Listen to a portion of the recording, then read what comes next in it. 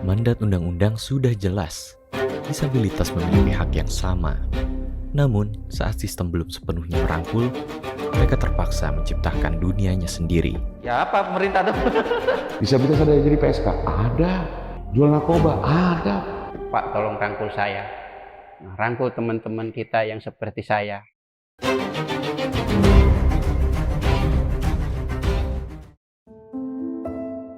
Setiap pagi, jutaan orang Indonesia bergegas memulai hari, mencari nafkah, membangun hidup, mengejar impian. Tapi di antara kerumunan itu, ada mereka yang harus berjuang 2 kali lebih keras. Bukan hanya melawan kerasnya hidup, tapi juga melawan sistem yang kerap kali tak melihat mereka. Data Badan Pusat Statistik mencatat lebih dari 22 juta penyandang disabilitas di Indonesia. Dan lebih dari 70% pekerja disabilitas di Indonesia bertahan di sektor informal. Menjadi sebuah tawaran solusi sampai 70%. Boleh dikatakan sebagai pilihan, bisa juga tidak ada pilihan lain.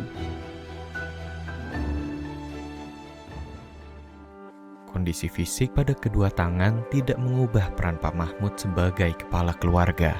Ia sehari-hari mengandalkan pendapatan dari beternak tikus putih. Saya dulu ojek online di tahun 2017. Saya sebagai driver ojek online. Tahun 2017 tepatnya, nah itu saya bermulainya. Saya coba beli 20 ekor. Saya ternak, pasarkan di online, offline. Saya pasarkan pelan-pelan. Ternyata respon pasar bagus. Akhirnya waktu zaman COVID 2019 itu, saya memutuskan untuk menekuni sepenuhnya di usaha ternak tikus ini dan berhenti sebagai driver ojol. Mengelola ribuan tikus putih bagi Pak Mahmud bukanlah perkara mudah. Setiap gerakan adalah bentuk adaptasi. Setiap keberhasilan adalah bukti keteguhan. Untuk mencari pekerjaan itu saya udah nggak punya mental gitu. Karena saya udah memikirkan kemungkinan yang nggak diterimanya itu lebih besar daripada diterima gitu. Pak Mahmud bukan satu-satunya. Di banyak sudut kota lain ada mereka yang menapaki jalan serupa. Perkenalkan Mas Erik. Berawal dari sebuah kecelakaan yang membuatnya lumpuh, ia memutuskan bangkit mencari nafkah dari rumah. Kini ia sukses menjadi pengrajin miniatur bus yang dipasarkan melalui TikTok miliknya. 3 tahun itu nggak mau ketemu orang tuh, di kamar aja 3 tahun. Nah, tapi akhirnya kan mikir juga gimana nih caranya bisa cari duit ya dari rumah gitu kan. Ya awalnya dari jualan pulsa, terus sampai jualan mukena gitu. Terus saya lihat di postingan grup tuh ada yang jual bis kayak gini. Saya bukan orang yang paham bis, sebenarnya bukan. Terus saya, Kak boleh jadi reseller nggak orang Purbalingga itu? Udah saya jualin. Ya dari situ dah kayak coba deh bikin sendiri gitu bisa. Nah itu awalnya dari situ sih. Di balik cerita sukses yang dibangun secara mandiri, kenyataan di lapangan justru memperlihatkan ironi yang tajam. Perjalanan Pak Mahmud, Mas Erik, dan disabilitas lainnya adalah perjalanan sunyi. Ketika hak kerja di sektor formal yang dimandatkan undang-undang masih sulit diakses, kemandirian terpaksa menjadi satu-satunya ruang bertahan hidup. Bahwa mengakses pekerjaan formal itu menjadi tantangan. Karena hulunya, keteraksesan terhadap sektor pendidikan ternyata menjadi tantangan utama. Sehingga sektor ketenagakerjaan informal tadi ya atau vokasional tadi menjadi sebuah tawaran solusi sampai 70%. Boleh dikatakan sebagai pilihan, bisa juga tidak ada pilihan lain. Persoalan hulu ke hilir ini terpaksa mereka hadapi sendiri. Janji dan mandat kehadiran pemerintah nyatanya belum pernah benar-benar mengetuk pintu mereka. Ya apa pemerintah tuh? Pemerintah punya kewajiban terhadap teman-teman disabilitas. Pada saya itu memang saya belum ada yang ngajak gitu, belum ada yang sampai ke saya. Ya cuman saya sekali-kalinya ya pernah lah dulu waktu awal itu dapat kursi roda dari balai desa, pernah. Itu aja sih. Cuman kalau untuk yang lain-lain ya saya rasa ya apa gitu, nggak ada. Saya modal semuanya itu dari mandiri, nggak ada bantuan dari pemerintah 1 rupiah pun untuk dana yang dikasih umpamanya ini buat modal gitu, belum pernah. Minimnya sosialisasi yang inklusif membuat akses terhadap hak-hak ini menjadi terhambat. Negara mungkin memang merancang programnya, tetapi membiarkan para penyandang disabilitas berjalan meraba-raba dalam sepi tanpa adanya pendampingan nyata.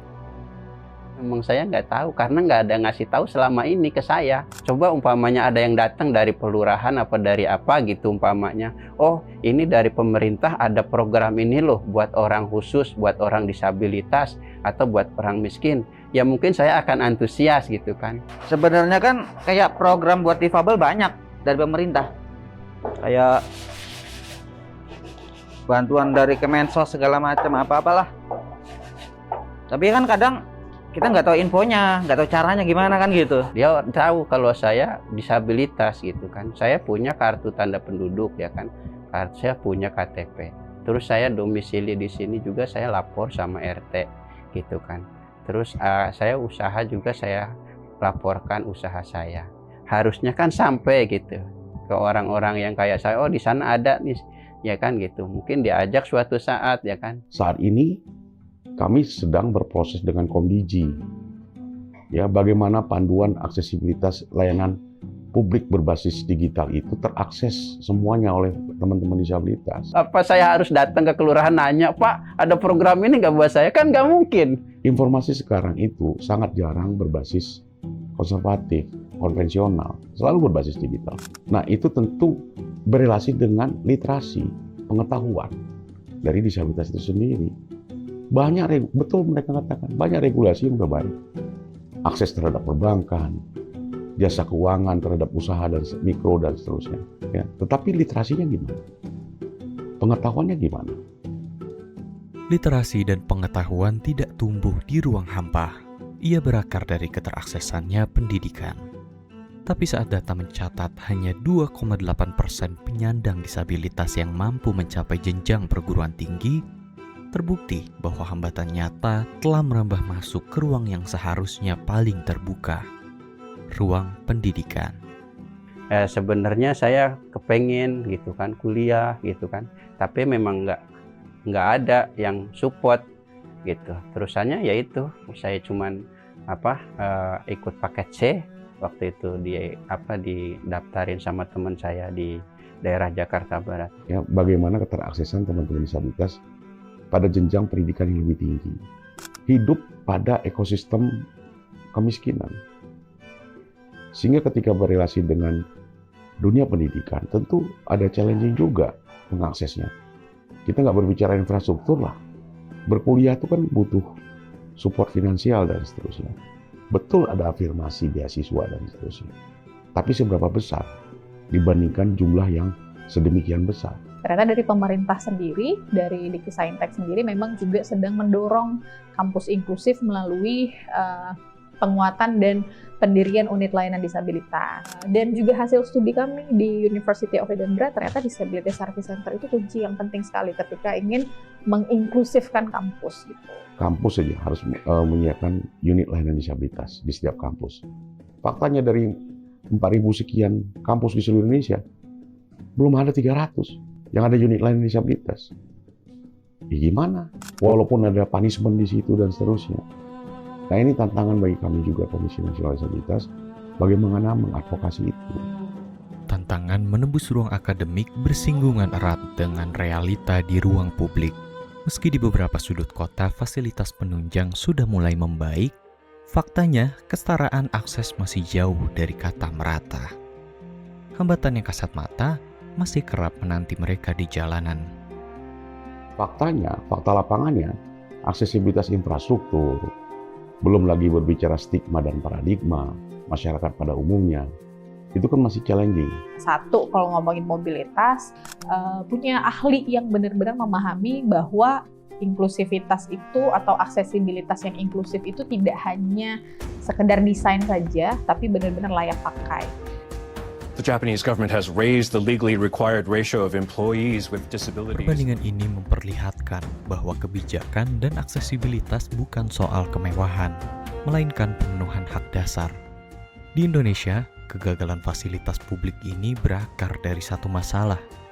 Ruang-ruang tersebut kerap dirancang tanpa benar-benar mendengarkan penggunanya.